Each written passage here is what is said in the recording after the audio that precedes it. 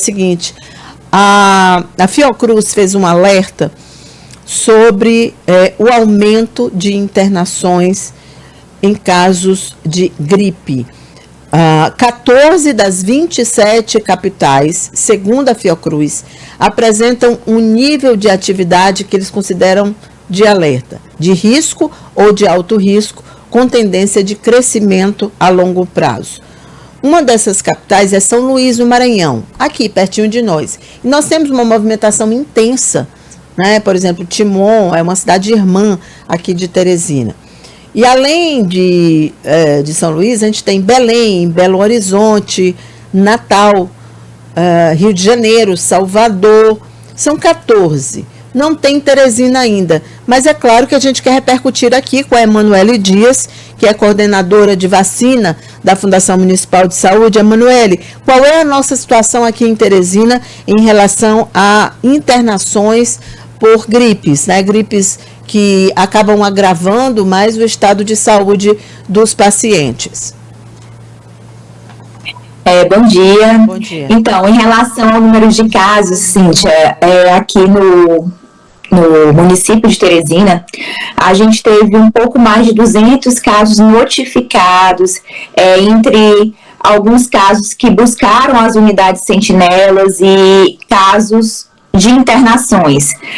Porém, somente 4 desses casos foram confirmados para a influenza, né? Então, teve as síndromes respiratórias, né? Dentre esses casos que entraram como síndromes respiratórias, 4 deles foram confirmados com a influenza. E assim, apesar de ser um número considerado baixo, mas ainda assim é necessário que tenha uma preocupação por parte da população, até porque muitos casos são subnotificados, né? A gente sabe que hoje, além da rede pública, a gente tem testes rápidos, né, sendo ofertados também em farmácias. Então, acaba havendo a população que não busca, né, apresenta sinais de síndrome respiratória e muitas das vezes não buscam um serviço de saúde. Então, há uma subnotificação desses casos. Então, apesar do baixo número de casos, a gente reforça essa importância da preocupação com os cuidados, né? Tanto de observar os sinais e sintomas dessas síndromes respiratórias, de buscar o serviço de saúde e também com a prevenção. Eu estou vendo aqui nas estatísticas que em relação a óbitos, por exemplo, você tem a Covid liderando, depois você tem a influenza, que também é responsável por 30% das mortes de doenças respiratórias, e o rinovírus, o vírus sincial e a influenza também. Seriam essas as causas dentro, né, quando a gente analisa doenças respiratórias. Qual é a orientação hoje da Fundação Municipal de Saúde para as pessoas? Porque você falou aí sobre um aspecto muito importante de doenças respiratórias, que é a subnotificação. As pessoas, sempre aquela coisa de achar que é um resfriado, que eu não preciso procurar um médico, mas aí a situação vai se agravando, isso às vezes evolui, e quando as pessoas procuram um médico, quase sempre elas já têm alguma repercussão dessa gripe, né? Você já tem aí um diagnóstico que já não é tão simples quanto seria lá atrás. Qual é a orientação que vocês estão dando? Se tem alguma espécie de reforço nas unidades básicas de saúde do município? Então, essas síndromes respiratórias, elas costumam ocorrer ao longo do ano, né? E esse período é onde há realmente um aumento no número de casos. E o cuidado que a gente reforça que a população deve ter é porque esses sinais e sintomas da síndrome respiratória, apesar de muitas vezes ser uma gripe comum, mas pode ser uma gripe que pode evoluir para alguma forma mais grave, precisar de uma internação, precisar de uma intervenção de um profissional de saúde. Então, como você falou, a gente tem a Covid aí liderando ainda, apesar da gente ter conseguido sair dessa situação de emergência da saúde pública, mas ainda assim há uma preocupação muito grande com o número de casos de Covid.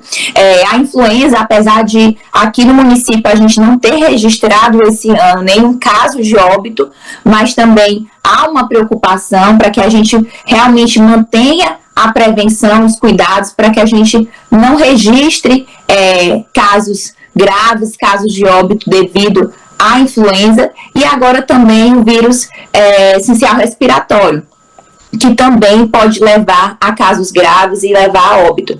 Então, a gente hoje está no momento, né, de intensificação de campanhas de vacinação, falando mais especificamente da vacina contra a gripe, né, que protege contra 3 tipos de vírus, os vírus que estavam em maior circulação durante o ano de 2024.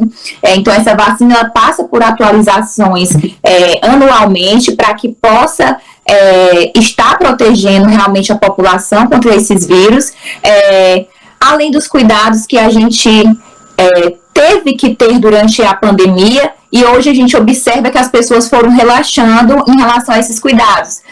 O uso de máscara, né, se está apresentando sinais e sintomas de gripe, é preciso realizar a utilização de máscara para diminuir a transmissão do vírus, ter o cuidado com a lavagem das mãos, evitar o contato próximo com outras pessoas, mas em caso de apresentar sintomas de gripe, é necessário observar esses sintomas e procurar os nossos serviços de saúde. Então, as nossas unidades básicas de saúde são porta aberta e estão preparadas para receber esse público. Os profissionais fazem uma avaliação e, mediante essa primeira avaliação, dão os encaminhamentos necessários. Bem, Emanuele, muito obrigada pelas informações. Repetindo, o Piauí é um estado que tem hoje um baixo risco, mas isso é algo que tem que nos deixar sempre em alerta. Não é porque a gente tem baixo risco no momento que a gente vai descansar em relação a essas doenças. E também estamos em pleno período de vacinação. Muito importante também lembrar que a vacina ajuda a prevenir essas doenças, né?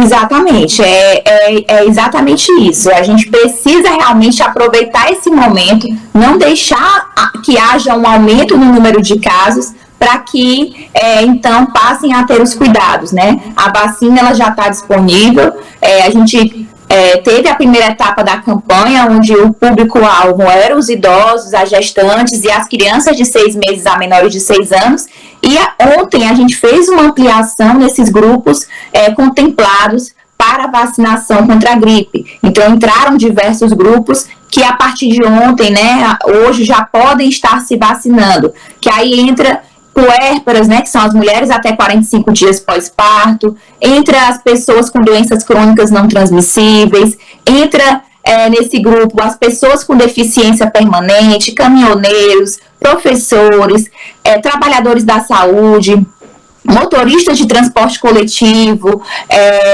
pessoas em situação de rua, profissionais de força de segurança e salvamento, forças armadas. Então, são diversos grupos, que são os grupos realmente mais vulneráveis, mais suscetíveis até as formas graves da doença, e também aqueles grupos que têm um contato com o maior número de pessoas e que podem estar transmitindo a doença para um maior número de pessoas. Então, a gente reforça que esse é um cuidado muito importante e que essas pessoas devem buscar os nossos serviços.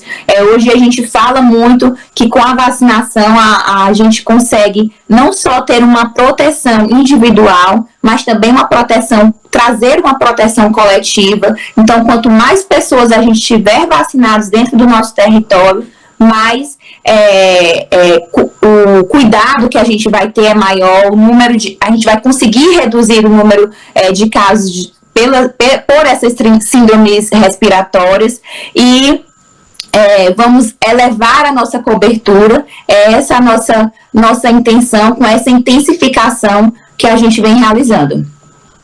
Muito bem, muito obrigada. Bom dia para você.